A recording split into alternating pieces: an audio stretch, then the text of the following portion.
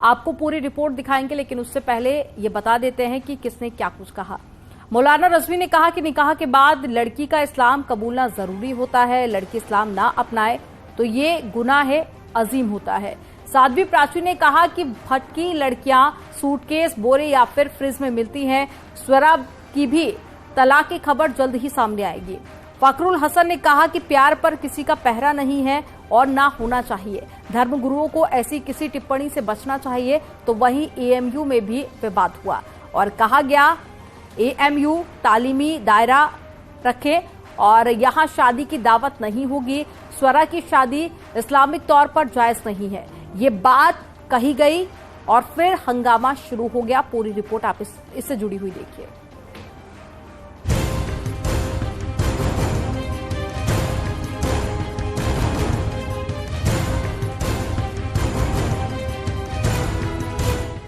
बॉलीवुड अभिनेत्री स्वरा भास्कर की शादी चर्चा का मुद्दा बनी हुई है।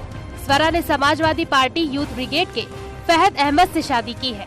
स्वरा की शादी को लेकर साध्वी प्राची ने कहा, स्वरा को श्रद्धा का फ्रिज कार्ड याद करना चाहिए था जिसमें उसके 35 टुकड़े मिले थे। तलाक की सूचना जल्दी आएगी क्योंकि हमारे जो संस्कार है ना, अगर असली बेटी है तो जल्दी अपने घर वापसी करेगी ये। वहीं दूसरी ओर ऑल इंडिया मुस्लिम जमात के अध्यक्ष मौलाना सहाबुद्दीन रिजवी ने स्वरा भास्कर की शादी को नाजायज करार दिया है। उन्होंने कहा, शरीयत में गैर मुस्लिम से निकाह करना नाजायज है। अगर लड़की इस्लाम मजहब कबूल नहीं करती है और मुस्लिम लड़के से शादी करती है, उसी के साथ साथ में रहती है, तो ये पति के ऊपर बहुत बड़ा गुनाह होगा, यानी इस्लाम की नजर में वो गुनाह अजीम होगा।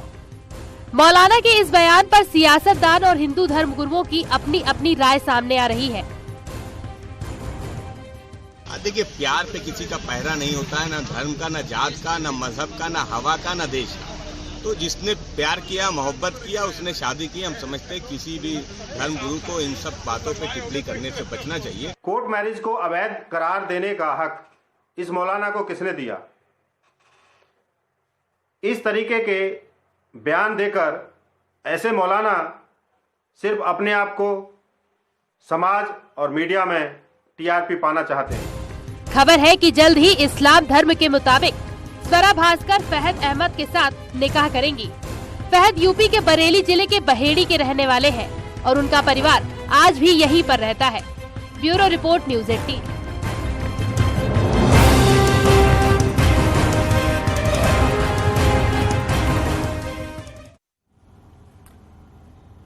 और चलिए रुक करते एक बड़ी खबर का जो लखनऊ से मिल रही है। एमएसएमई मंत्री राकेश सचान को एक बड़ा झटका लगा है। 72 औद्योगिक भूखंड का आवंटन रद्द कर दिया गया। उद्योग विभाग के संयुक्त आयुक्त ने आवंटन रद्द किया है। जांच कमेटी की रिपोर्ट पर यह कार्रवाई की गई थी और फतेहपुर इंडस्ट्रियल एरिया में आवंटन हुआ था। जल्द उद्यमियों को भूखंड का आवंटन किया गया। तो एक बड़ी खबर आपको बता रहे हैं राजधानी लखनऊ से, जहां एमएसएमई मंत्री राकेश सचान को एक बड़ा झटका लगा है। 72 औद्योगिक भूखंड का आवंटन रद्द किया गया। उद्योग विभाग के संयुक्त आयुक्त ने ये आयुक्त रद्द किया है और जांच कमेटी की रिपोर्ट के बाद कार्रवाई की गई। फतेहपुर इंडस्ट्रियल एरिया में आवंटन हुआ था और उद्यमियों को भूखंड का आवंटन किया गया था, जिसको अब रद्द कर दिया गया है।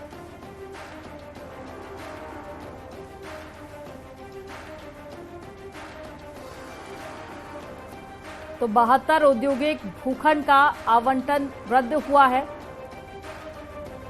और ये 10 साल पुराना मामला है, काफी लंबे समय से चला आ रहा था और अब एमएसएमई मंत्री राकेश सचान को इस पूरे मामले में एक बड़ा झटका लगा है।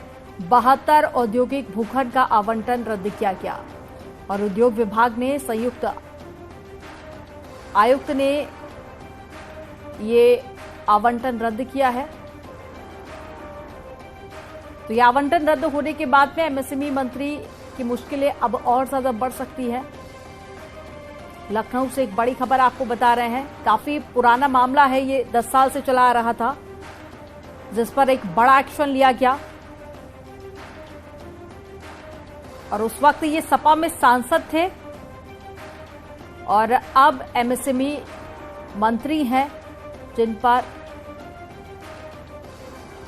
एक बड़ा एक्शन लेते हुए उनकी मुश्किलें और ज्यादा बढ़ गई है। और चलिए यहां पर रुकेंगे एक छोटे से ब्रेक के लिए। आप देख